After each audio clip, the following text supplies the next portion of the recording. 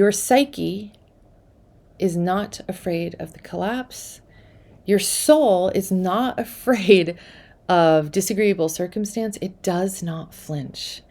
Hello, this is the Mae B Mindful Podcast, and I am your host, Hannah Mae. I'm a mother of 6, conscious birth instructor and educator, spiritual growth facilitator, and certified hypnotist. This podcast is about inspiring hope, expanding awareness and consciousness in order to revolutionize the way we live and experience our lives. I hope you find this podcast to be informative, refreshing, illuminating, and instrumental in your own soul's evolution and growth. Let's jump right in.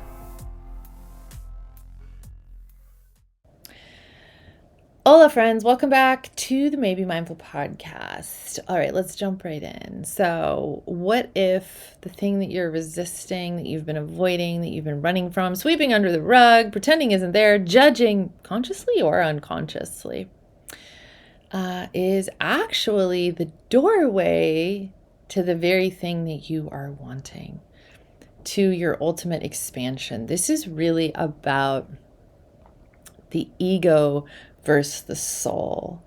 And when we bring the flesh into submission to the spirit, the ego into submission to the higher self and the soul, then we can become bigger than our problems, and we get to have the experience that we're ultimately seeking, and that which our soul is actually seeking, which is expansion. So, what if the collapse or the uncertainty or the heartbreak or the loss, the breakdown essentially, which is the ego cracking open, is not something that's so bad after all? It's not what you think it is. We spend a lot of time in fear and worry, creating a lot of tension and pain just by ruminating or future tripping on something that hasn't happened, that we don't actually know the result of, because what we're talking about here from a spiritual perspective is rebirth. I know that I'm sort of coming out with the big guns right now. ChatGPT told me to chill out. It said, like, just take it easy, like, don't freak anybody out. But sorry, I can't help it. This is me. So if you take nothing else from this episode, know that there is a higher path, a way of transcendence.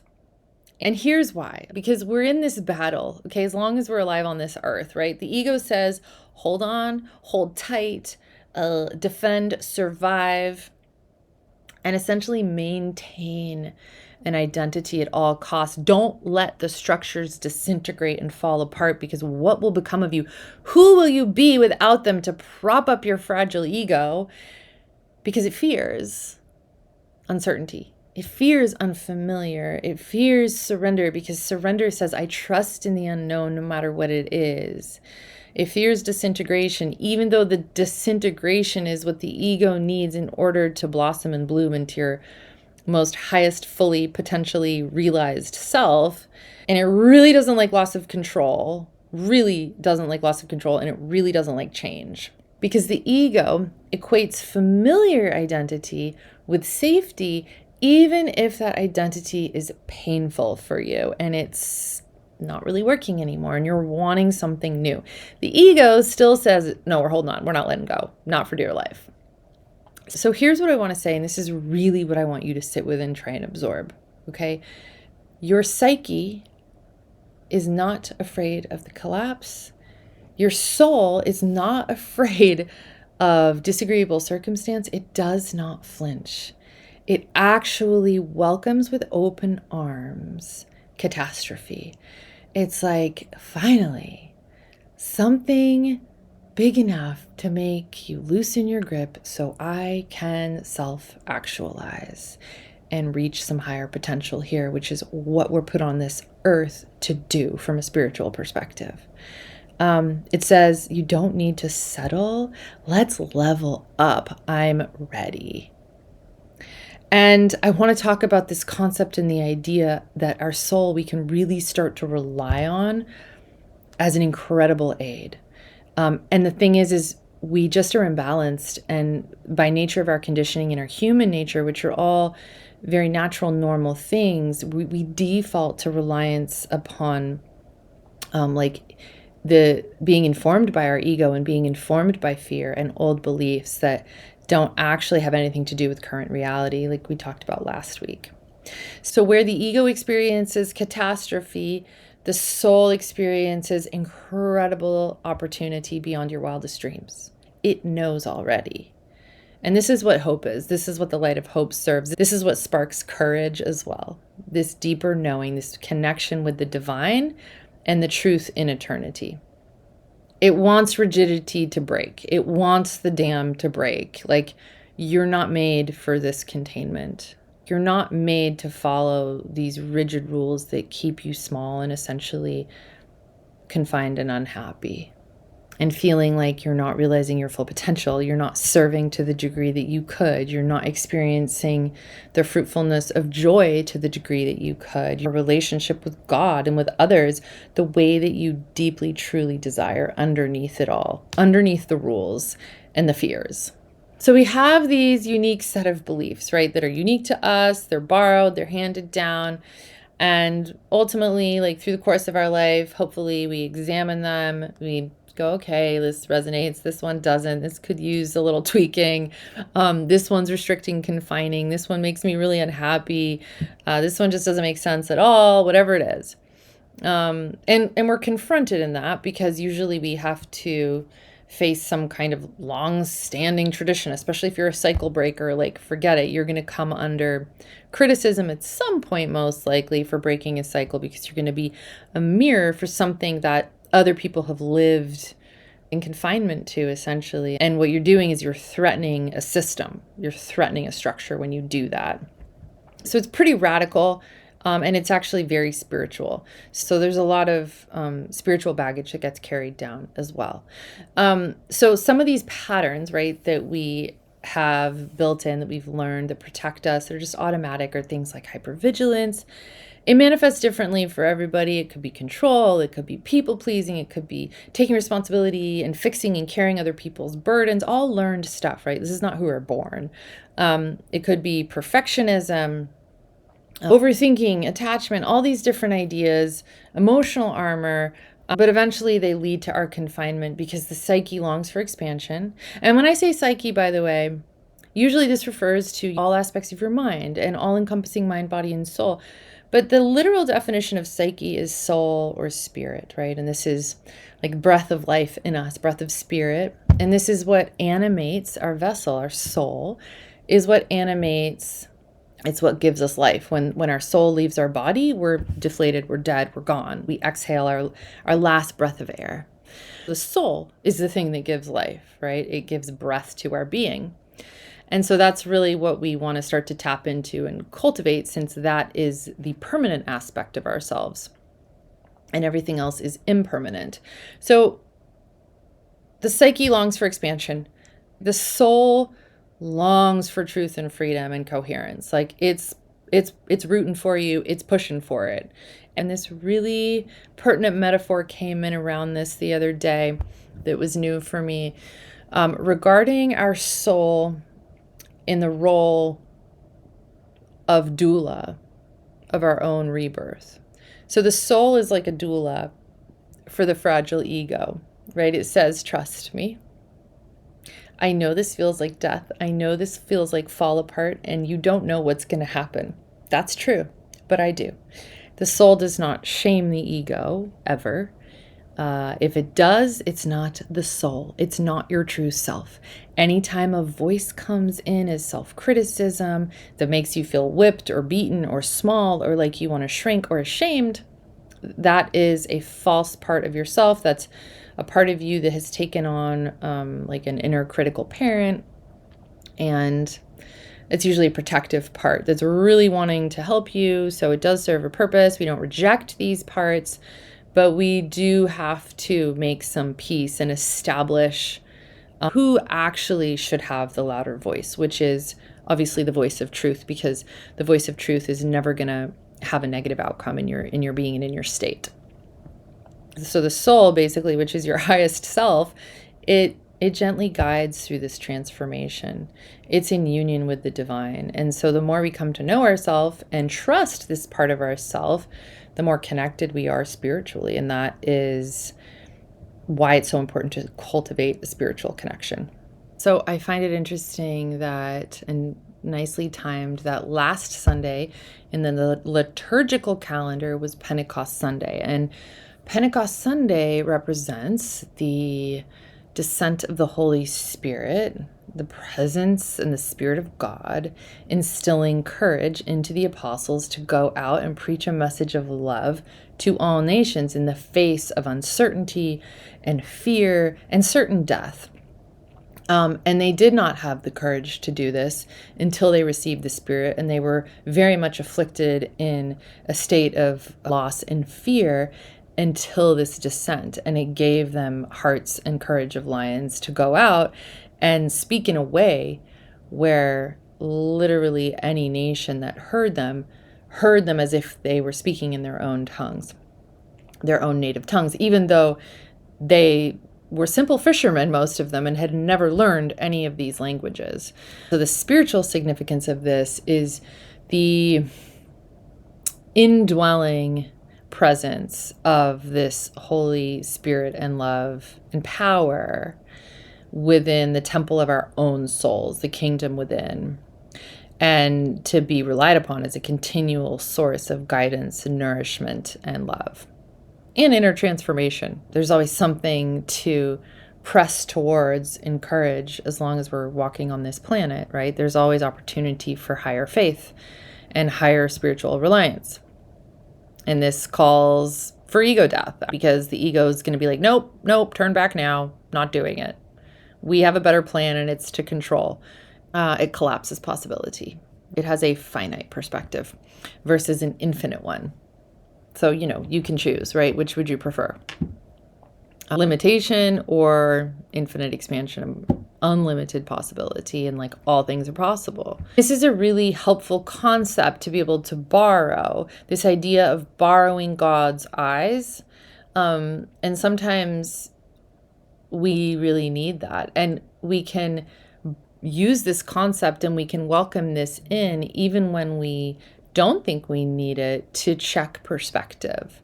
Because oftentimes we get into, monotonous ways of thinking or seeing things, and there's room for new perspective where maybe we didn't realize it, that could really create a big shift in our life. So the idea of asking, and this has helped me a lot, to see through the eyes of the divine, that I would borrow this higher perspective in order to see myself differently, in order to see others differently, in order to see circumstances differently. And it's getting a higher perspective.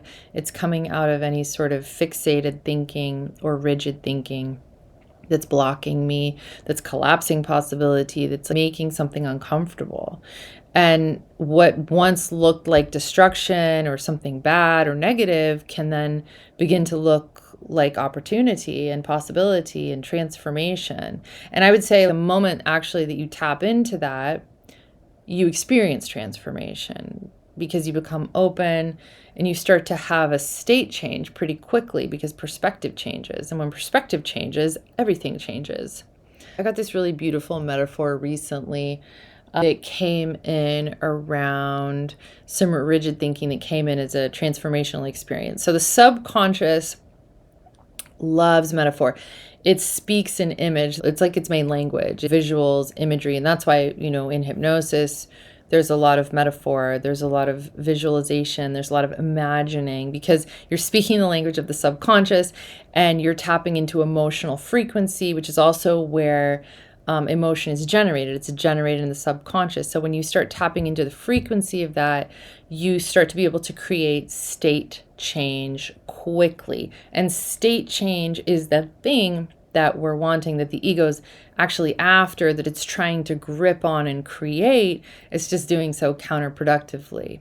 This is where, when we face these uncomfortable feelings and we're willing to get present with them and be in a container that feels safe and support ourselves, or receive support from somebody who can really witness and be present and support presence, this is where we start to shift state very, very quickly. And paradoxically, this is where in the defeat of something or being willing to press into something that feels uncomfortable, this is where we are strengthened. It's where strength appears. It's where inspiration appears. And this is where the problem essentially becomes the catalyst, not only the catalyst for change and growth, but in fact, the portal. And this is not something that we can force. This is something that we have to feel safe to do. The nervous system has to be primed. This is why hypnosis and subconscious work is so supportive and helpful. All of the work that I've done up until I got to the subconscious work was like priming my system and helping me develop a relationship with myself and with higher power. Develop connection and community with others and build certain connections that supported healthy relationships so that I could like learn about what those were and begin to trust that somebody else could hold these spaces for me and likewise teach me how to hold these spaces for others who were needing to transmute their own pain as well. So once we start to strengthen our spiritual nature, we can start to really be reliant upon this aspect of ourselves because it is the strongest aspect of ourself. It is the aspect of ourself with the highest, greatest, most potential. It's the aspect of ourself that has the direct hookup if we choose to cultivate it. These are conversations that the general public is not having. I'm really grateful because I have an incredible network of recovery sisters, people who speak the language of the heart, even if they don't align with my faith or my belief system. I have teachers, a lot of them are dead, and it's the mystics and the saints, and those are the examples that I read because those are the deeper depths of spiritual understanding that I'm curious about, that resonates for me. And then we find our teachers as we go. But there is a high need for discernment. When you find somebody, if you feel inspired to seek their counsel, because spiritual counsel is advisable. Like, you know, if that person really has something that you want, that they possess a certain degree of empowerment or self-agency, or, you know, they carry a lot of light. This is somebody who you want to get curious about. There is definitely a need for discernment in the healing world, in the spiritual world, in the faith-based world as well. Like, there's a lot of spiritual narcissism. I will probably do an episode on how to detect the spiritual narcissist because it is so incredibly prevalent. You know, one of the ways to tell is there's just so much ego involved. There's usually a lack of humility, and it usually contorts and turns on you. So it might start off as feeling really good. They might have like sort of lured you in with some sort of promise or seeing you or praising you or validating you, and it felt really good. But then you find out they're there to just basically suck your energy. And that's disturbing. I've experienced that. I've got to learn from those people as my teachers as far as heightening my levels of discernment, seeing certain spirits that people are operating in. I'm really grateful for those teachers because those are invaluable lessons, and it has really strengthened my relationship with myself and God. But to wrap up, you know, the thing that people are so afraid of is losing control, oftentimes I find. And this sense of control causes us to hold on to structures that actually are impeding our expansion. And so what if the breakdown preceded the breakthrough, no matter what that looked like, the disorientation, the confusion? Because in the confusion, there is, in the cracking open also, and the flooding out, and the lack of containment that was really desperately just held and pieced together. A lot of my clients and my listeners are people who, women in particular, who carry generational burdens and who carry the burden of holding things together for other people. And these are burdens that are not theirs, that do not belong to them, that are actually not even helping anybody. And there could be beliefs and ideas that it's the right thing to do, you're supposed to, it's selfish not to. And I'm just gonna throw it out there that like all of that's bullshit. And even when the person knows it's bullshit and they're like, I don't want to do this anymore, you can get into these habituated patterns in the nervous systems like, ooh, this is unfamiliar and I don't know what's gonna happen on the other side of it. But eventually it falls apart because we carry too much and it breaks us in some way, and something has to give. So when that happens, it is the greatest gift if we can allow ourselves to fall apart. In the allowing of the cracking open, something really incredible happens. It escalates the process. We actually give ourselves a gift of being able to be reorganized, first scrambled, which is a little bit confusing and overwhelming and can feel like a loss. It can show up a lot of different ways. It can feel really chaotic. It can look like loss of relationships. It can look like depression. Certain big events can precede these breakdowns, but what happens is we get to be reassembled and pieced back together in a way that is whole. So these ego deaths are disruptive. They are ruptures to a system that can't sustain us. So I hope this was somewhat helpful and that you gleaned some interesting perspectives or tools out of this, mainly that we really are and can become by strengthening relationship with our higher self and seeking that, our greatest ally. We don't need to stay at odds with ourselves. So lots of love, and we'll talk to you next time. Thank you for tuning in to the Mae B Mindful Podcast. If you enjoyed today's episode, don't forget to subscribe and leave us a review. Your feedback helps us grow and improve. For more information, resources, and exclusive content, visit our website at maybemindful.com or go ahead and follow us over on Instagram at maybemindful. If you enjoyed this week's episode, please give me a follow, screenshot the episode, and go ahead and tag me until next week when I bring you another thought-provoking and inspiring topic. Until then,